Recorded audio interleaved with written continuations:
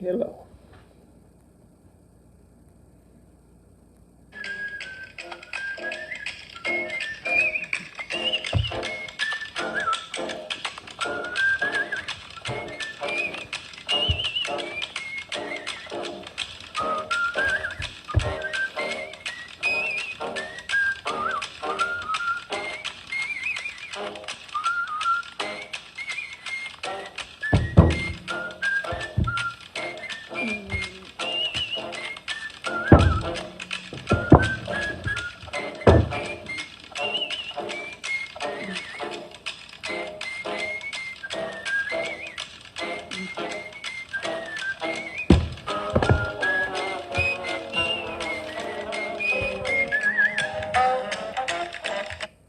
Okay, Harlem Globetrotters. Sweet Georgia Brown. I remember years and years ago, years and years and years ago, I was coaching basketball at Salem. And I was coaching actually junior high, but I had the best team of athletes I've ever had in my whole teaching career. And we went 2 seasons undefeated with some pretty good teams. And someone got a little cocky. And when we would come out for our warm-ups, that person, I think it was the coach, had us run out. Had to run out to the gym to this song, Sweet Georgia Brown, to do the layups. And then it didn't stop from there. That coach had somebody over there ready. That the minute we won the game, they hit the button that played We Are the Champions. And then right before the game, after we played, if you go back to the game, after we played Sweet Georgia Brown, we played We Will Rock You as loud as the gym could be. I told the kids that put a little seed of doubt in their head, and anyway, it wasn't just that. They were good. But it reminds me of that. But we're not doing that. We're not doing that old junior high coach sitting right here in front of you. We're doing famous Hoosier basketball player, and his name was Oscar Robertson, and he many times didn't get the credit he was due. So let me just start with what's in the book here, and then I'll add to, but it's not as much as I do. So hang on. I tried and made a Long Island tea. I've never made one before. It's pretty good, except I didn't have one thing I need to put in it. It's pretty good without it. So tried something new. Oscar Robertson. This picture was taken in 1993 by this same guy that does all the pictures. Then he was 55, so you're going to add 20 years or so on that. He's 80-something now, but as far as I can see, he's still alive. He lives in Ohio. Actually, Cincinnati, if this is still correct. So he actually is a native of Charlotte, Tennessee. So, why is he a Hoosier? Because when he was very young, his family moved to Indiana, to Indianapolis.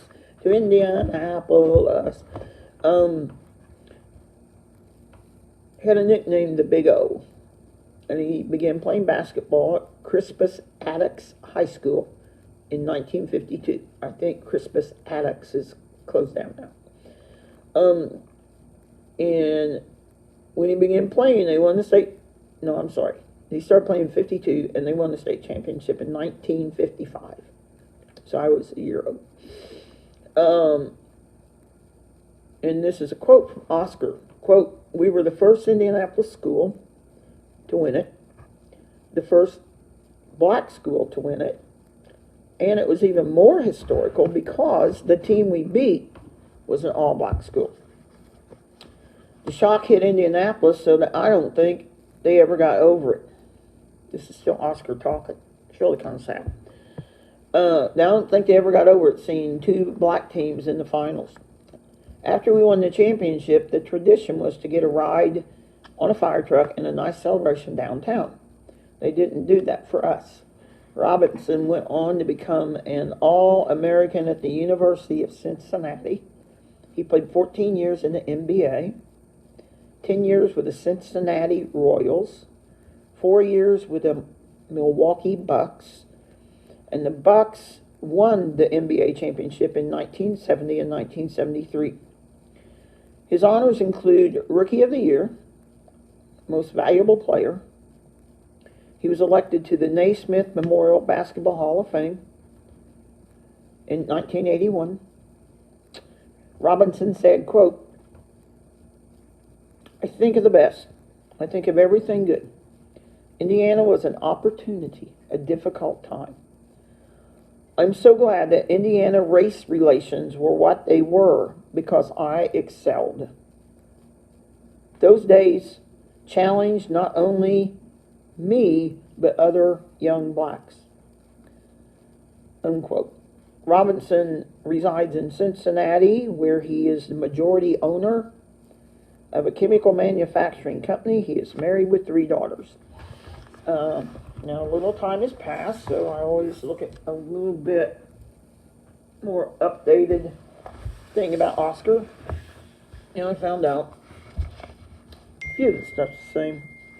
But,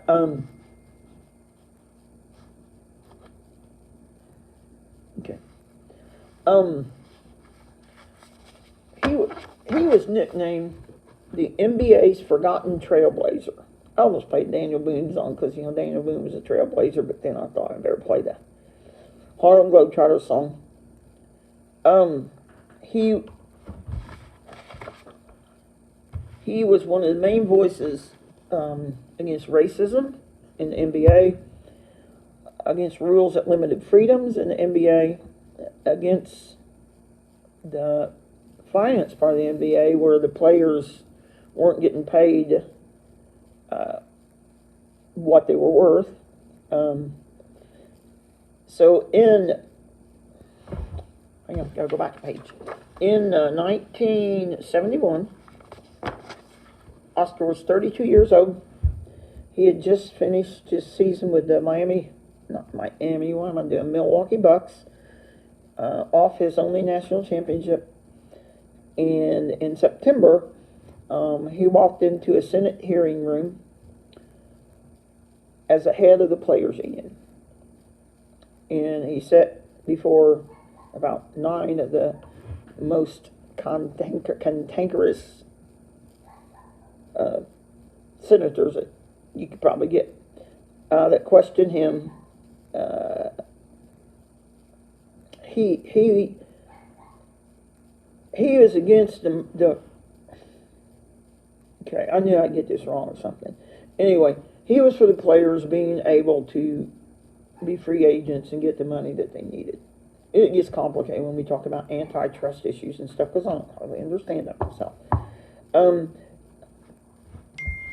of them got a little bit cantankerous with him. One of them asked him, does he think he's really worth the money that he was getting in? And he just waited for a few minutes and real quietly spoke up and said, yes, I do. And that's just the kind of person he was. Then, some months after he testified in front of the Senate committee, he actually filed a lawsuit against the NBA. I thought I wrote it down here. Robertson versus the NBA. That's not too hard to remember. But I had a year down here somewhere.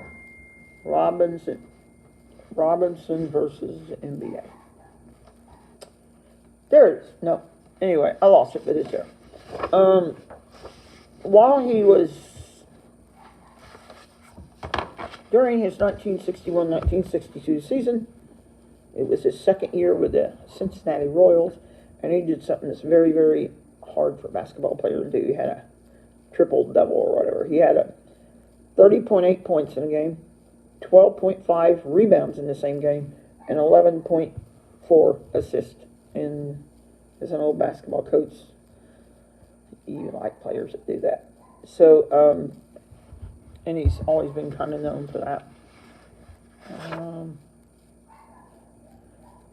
He was an advocate of social justice, and we don't hear about him as much. That's why they call him the Forgotten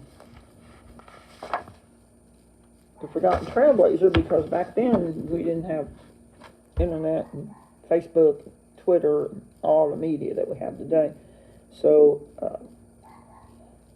Kareem Abdul-Jabbar, and then some of the people today, LeBron James and different people, they had a lot more publicity, but he basically did just as much, if not more. Last thing is,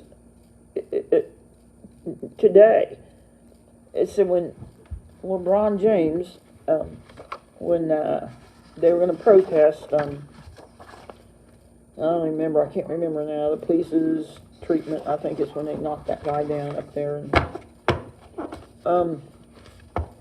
Buffalo, New York or something, I don't even remember.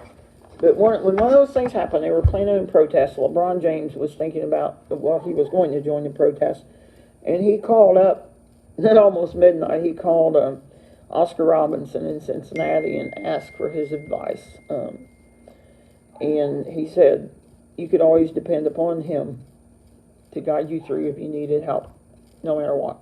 And then it tickles me because then LeBron after that called Barack Obama, and he helped him out too and just talked to him. And later he said, I wish you guys would get your stuff together a little bit better so you would call before midnight. So that was what Barack Obama said. But Oscar Robertson, you just need to read about him. He deserves a lot more credit for so much in the NBA than what he actually gets, because he got a little bit forgotten in there in the years. And that's it. And I'm going to play a little bit of this song to get us out of here, and then